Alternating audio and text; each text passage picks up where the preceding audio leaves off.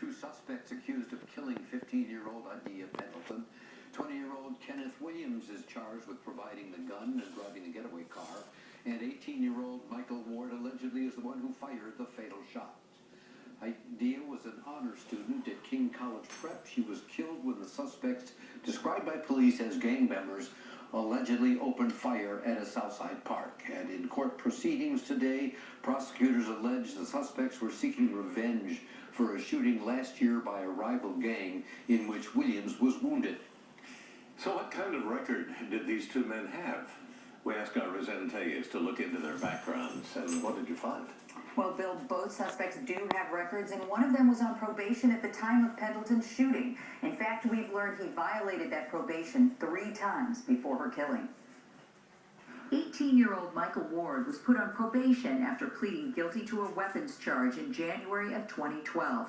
But by March 28th, court records show he violated that probation after an arrest for breaking into a car. July 12th, he violated probation again on a similar misdemeanor charge. And on November 26th, he violated probation for a 3rd time in less than a year when he was arrested for criminal trespass. While all those cases were eventually dropped, only one was ever reported to the judge. We reached the acting chief of the adult probation department by phone. The second one was reported, and he was jailed. Then why would the 3rd violation not be reported?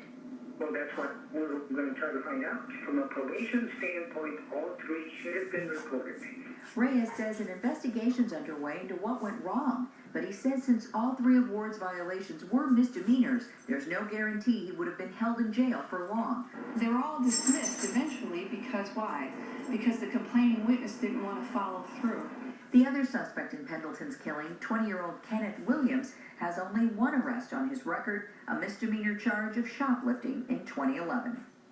Now, you may think a computer somewhere sends out an alert when someone on probation gets arrested, but in fact, probation officers have the job of spotting violations by routinely checking arrest records. The head of the probation department tells me that outdated computers, big caseloads, and fewer parole or probation officers make the job extremely challenging, Phil and Walter. Extremely being, I think, the operative word. One thing we have learned about this is that there seem to be an awful lot of holes in the system, especially for keeping track of these people. Right. How many of these parolees does a probation officer have to follow?